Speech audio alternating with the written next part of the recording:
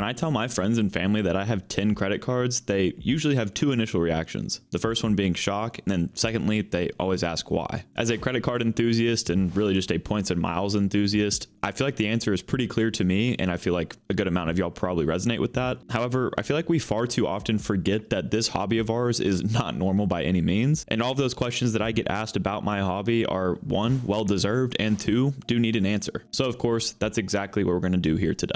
This video is going to be broken down into three main parts, and part one is going to be me answering one of the most frequently asked questions that I personally get: how do I keep all of my cards active? And then in part two, we're going to go through both my daily wallet as well as my backup wallet and tell you all a little bit more about how I specifically use each one of these credit cards and how they serve my overall setup. And then lastly, in part three, we're going to be discussing exactly what to do whenever a card just doesn't really suit you anymore, because I think most everyday credit card users actually get this wrong. Let's go ahead and dive into part one, keeping cards active. With this being one of the most frequently asked questions I get, you may think that my answer is going to be really complicated or that, some of us just keep it a secret. But in reality, my answer is going to be very simple and maybe even borderline boring. In my daily setup, I usually keep about 5 different credit cards active by using them, at least every week probably. But then in my backup setup, I also have 5 credit cards that I keep on the bench and really only use for specific use cases. Obviously, I have no issue keeping the daily cards active, but when it comes to this backup wallet, I do have to use a couple of tricks here and there. The first and probably easiest way to keep your older cards active or just your lesser used cards is going to be putting a subscription on them. Of course, this works for both my personal and my business credit cards because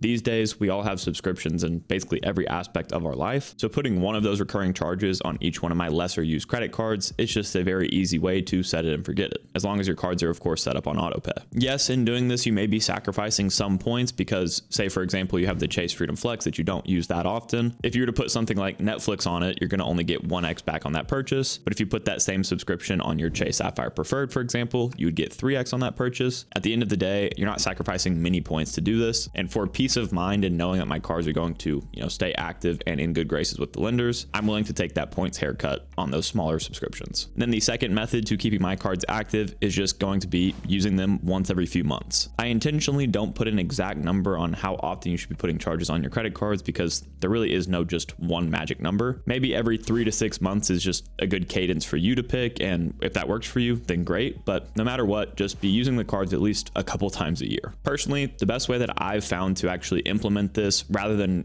grabbing the cards out of my backup wallet, putting them in my normal wallet, and then going to use them in person, is going to be loading these backup cards into your digital wallet. That way, for example, if you go to a convenience store that does take Apple Pay, you can just switch what cards you use every single time you go to that convenience store to keep all of those cards active. Or in addition to this, you could also just have these cards loaded into your Google Pay accounts and stuff like that online. That way, whenever you go to make online purchases here and there, you don't ever use the cards that are actually in your physical wallet, but you only use these digitally. One more, advanced method, I don't know what you want to call this method, is to actually set up Amazon reloads for a couple of dollars a month or whatever on each one of your lesser used cards. That kind of mixes the two strategies I just mentioned. But to me, I've never really felt the need to do that. Maybe it's because I only have 10 credit cards, and if I had 30, then that would become more mandatory. But at the end of the day, just do whatever makes sense to you. I want to mention too that in general, banks are going to give you some kind of warning before shutting down your cards for inactivity. And that usually happens if you haven't used your cards within like a year's time frame or something like that. But they don't always let you know about that. So it's just good to get ahead of this when we can. Another really helpful tool that I use to help me track all of my transactions and make sure all of my credit cards are active all in one place rather than logging into each one of the lender's websites is Max Rewards. Say you're somebody that wants to implement that convenience store strategy that I mentioned a little bit ago, where you change what card you use in your digital wallet every single time you go to a convenience store. Well, if you're anything like me, you're likely going to forget at some point which card you used most recently and which cards you need to use in order to, again, keep them active. Well, what you can do with Max Rewards is open the app, go to the Activities tab, click Transactions, and now you can see all the transactions across all of your different credit cards that are synced to the app. And obviously, those are sorted chronologically and not separated by lender, so you can actually see what cards you've been using most recently. In this Activity tab too, you can also add trackers to each of your credit cards depending on whether or not you're spending towards a sign-up bonus, a retention offer, or you just need to actually track the number of transactions you're putting through a specific card. Plus, there's also a summary section telling you your net spend for a week, month, or year, depending on what you want to look at.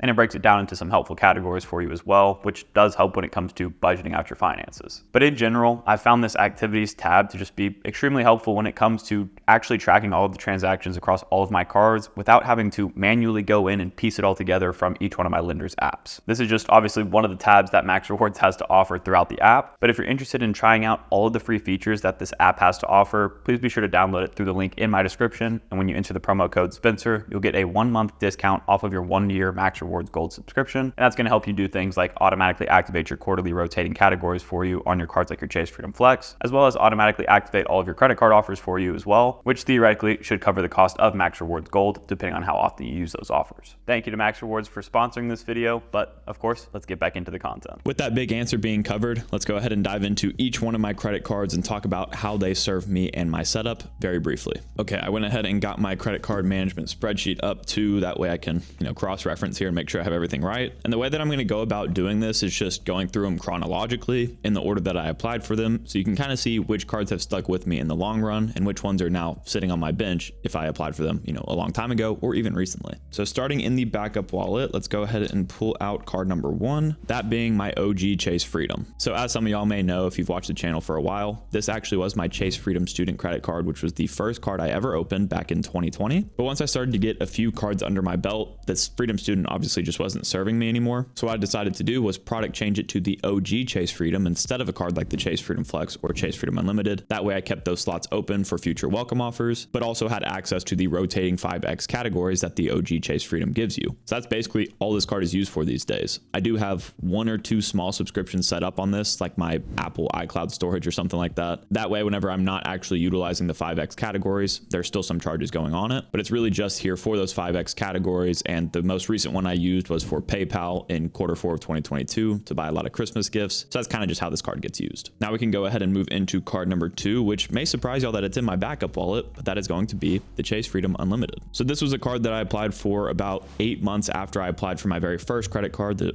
Chase Freedom Student, which is now the OG Chase Freedom. And it became my everyday credit card for literally everything for honestly a very long time. Even after I started adding more cards to my setup, it wasn't until card number 8 that I switched from using this card as my daily catch-all credit card to another one. So obviously it's been used quite a bit. These days, this card serves one main purpose, and that's for being my catch-all credit card for all of my online purchases. And I guess not all of them, because Amazon I do not put on this card since I have an Amazon credit card we'll talk about later, but I do always need more Chase points, so I don't like not using this credit card since it does earn me a decent flat rate back of 1.5x, plus all the other earning categories of course, but I use other cards to cover those other categories. So really its only purpose now is for my online catch-all, which it still does great at. Next up, chronologically, we actually go into my daily wallets. This is the first card that has stuck with my wallet for the longest, and it is actually my Chase Sapphire Reserve. Now this was not actually the third ever credit card I applied for. I applied for the Chase Sapphire Preferred back in January of 2022, but recently product changed it to the Chase Sapphire Reserve in a video I made a few months back. But I wasn't really using the Chase Sapphire Preferred for anything before I product changed. It was really just there to transfer my points out to their partners, which I think is a very good reason to have the card in the first place, even if you use it for nothing else. But now the Chase Sapphire Reserve serves as my dining and travel credit card, giving me 3x back on all of those purchases. And I also need it in my wallet to give me access to the airport lounges that I visit, specifically the Chase Sapphire Terrace Lounge and the Austin Airport. Next up is card number 4, and that is going to be my Citi Custom Cash, which I actually don't have on me because that is my gas station credit card, which I leave in the console of my car. This card gives you 5% back in your highest eligible spend category every single month, up to $500 spent. So its literal only purpose for me is a gas station credit card, hence why I just leave it in my car and never take it out. After that, we come back to my daily wallet, which the Citi Custom Cash is a part of technically, but we move into my Amex Gold card, which I got in June of 2022, which was 2 months after I got the Citi Custom Cash. Now, these days, the Amex Gold card, just noticed I was holding that upside down, but these days, the Amex Gold card is actually only used for my grocery spend, as well as for the Uber and Grubhub credits that it provides. And the reason for that is because, like I mentioned earlier, I'm very low on Chase points, so I'm using my Chase Sapphire Reserve as my dining card and the Amex Gold as just my grocery card. This is just a part of my current strategy though. Eventually this card will become my total food card once again, I'm sure, but just telling y'all how I use them right now. I'm curious to know at this point, how are you feeling about my setup? As you can tell, most of these cards only really serve one main purpose in my wallet, maybe 2 or 3 at most, but that's kind of what happens when you start to get 10 plus credit cards, you know. Each one serves one specific purpose and they do that very well. Okay, and keeping with the actual daily setup here, another credit card that I use very regularly is my Amex Blue Business Plus. This was my first ever business credit card that I opened in October of 2022, and it's really just my business catch-all credit card, but mainly for in-person purchases. I mentioned this in my most recent What's in My Wallet video at the time of me recording, but the main reason I keep this one in my wallet is also because it has no raised numbering,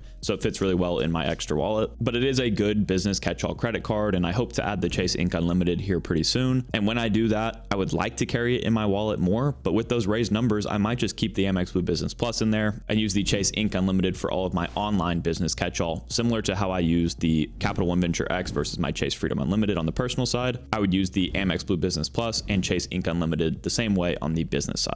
Now going back to my backup wallet here, we have the Chase Ink Cash. Now this is a card that I opened at the very end of 2022, literally December 30th. And the biggest reason that I got this card was for the welcome offer on it. Back then it was offering 90,000 points for spending $6,000 in the first 3 months of having it. And currently right now that offer still should be active, but it's only active through certain affiliate channels, one of which being the one I'm affiliated with, which is really nice. So if you did miss out on the public 90K welcome offer with Chase, I still should have that link down below up until I believe January 18th. But yeah, honestly, these days the Chase Ink Unlimited is used for certain subscriptions online just to keep it active. And I also use it sometimes as like a business catch-all online whenever I feel like I just need more Chase points, like I mentioned I've been doing now. Really the difference between these two cards, the Blue Business Plus and the Chase Ink Cash, is that the Blue Business Plus gets the most amount of use for just everyday purchases, and the Ink Cash is set up for subscriptions. After the Chase Ink Cash in February of 2023, I opened the Capital One Venture X. Now, as I alluded to earlier with the Chase Freedom Unlimited, this is now the credit card that I use as my daily catch-all in person. That's because this card gives you a flat 2x back on all of your purchases, so it does earn better than the Chase Freedom Unlimited, but it's earning in a currency that I personally just use less, so there is a bit of a trade-off there. The only other earning categories this card is good for is through Capital One Travel, which I only use, maybe once a year to activate the $300 annual credit. But besides that, this has actually become my rental car credit card. I talk more about that in that What's in My Wallet video once again, so I'd go check that out if you're interested. But now that I have the Chase Sapphire Reserve, this is really my premium travel credit card, and I think of the Venture X as a backup. Now going back into the binder, we have a card that I literally never pull out of my backup wallet, that being the Amazon Prime business card. I don't think I need to explain this one too much to you. This card just gets used for all of my Amazon purchases, and it gives me 5% back on all of those, and I just use those points through Amazon to help give me some discounts, because I don't believe that the Amazon Prime business card allows you to cash out as a statement credit like the personal version does. But at the end of the day, this is just an Amazon credit card that's loaded to my account, and I never have to pull it out of my wallet. You know what? The 10th credit card that I added recently is actually in my travel bag, so I'm gonna go grab that. All right, and here it is, the Marriott Bonvoy Boundless credit card. So this is actually a card that I haven't put a lot of focus into recently. The real main use case for it is for all of my Marriott purchases, which I don't make a ton of because I'm booking a lot of stuff in points. So I probably do need to add a few subscriptions onto this card to just make sure it stays active, which I'm glad I'm making this video because that's a good reminder to do so. But yeah, I would say that this card is more a part of the benefits section of my setup, in which it's only ever used for the benefits that it provides and not so much the actual earning categories. You do have to keep it active, of course, but other than that, I'm not trying to run a ton of spin through this card right now. Oh, and then last but not least, of course, we cannot forget this card, my Amex Centurion card. This is mainly just used to get me into, exclusive places and stuff like that. But these days I just have so many credit cards that I really don't run a ton of spend through my black card. Obviously, I think y'all can tell that that's a joke. I do not have a black card of my own. This is the card that I unboxed a while ago on my channel that a subscriber actually sent me to unbox for the channel, which I was really appreciative of. But now let me go ahead and just load all these cards back into my wallet because I'm OCD like that. And then we'll move into part 3, when to downgrade or cancel your credit card. So whenever I talk to people that are outside of the depths of the credit card game that some of us are in, it becomes quickly apparent that most people think whenever a card doesn't serve you, just automatically cancel it. You don't need it anymore. But that is not what I would recommend you do first. The number one thing that I would always recommend you check for first is whether or not you can either downgrade your annual fee card to to a no annual fee version, or product change it into a card that actually suits you better. There are two big reasons as to why this is such a helpful approach rather than just canceling it outright. For one, it keeps your credit history on this card growing over time, and two, it's going to keep your overall credit limit high and keep your overall credit utilization down, which is a good thing for your credit score. If you did end up wanting to cancel one of your credit cards though, it would age on your account for 10 years as long as it was in good standing with the bank. But if it has no annual fee, I really see no reason to ever cancel it. This point is especially true for your very first credit card ever, because you want that card to constantly stay alive with you to prop up your average age of accounts. So that is the one card that I would recommend at all costs try to keep open as a no annual fee card if you can. Of course, the number two option in this case is going to be to just cancel it if there's no way to make it a better card for you. And one big reason that I think people should do this is because you can get locked into very predatory beginner credit cards that have an annual or monthly fee that they don't let you product change out of. And if that's the case, then you are just hurting your pocketbooks by keeping this card open, especially because those credit cards generally don't give you really anything of value. But maybe before you do so, consider adding one or two no annual fee credit cards that you know you can leave open and will serve your setup. That way, whenever your first credit card does eventually fall off of your credit report, it's not going to hurt your credit score as bad since you have those other credit cards propping up your average age of accounts now. The timing of that cancellation though isn't super important necessarily. I just think it's good to set yourself up for success with at least a couple of good no annual fee credit cards that you can always bank on. So when to cancel or downgrade a credit card is obviously completely up to you, but generally people are going to start looking at doing this whenever a card stops giving them positive value. You can calculate that for each one of your credit cards every single year and see which ones you're actually getting positive value from, and that's a good way to tell whether or not it's time for you to maybe consider an alternate route. Again, I would still recommend that you try to keep all of your no annual fee cards active and alive as we talked about in the beginning of this video, but I did want to discuss all of your options here. Now, we've covered some really important topics in this video so far, but one thing that I didn't really get into at all is the topic of points diversity. As you can tell, out of my 10 different credit cards, I have cards from like 5 or 6 lenders or something like that. And you may be wondering how the heck that even makes sense. And luckily, I've talked about that exact topic in depth in another video, which I'm going to point you to next. As always, Odin and I both want to say thank you guys so much for watching this video. If you did enjoy it, please consider leaving a like and subscribing to the channel, and we'll catch you guys next time.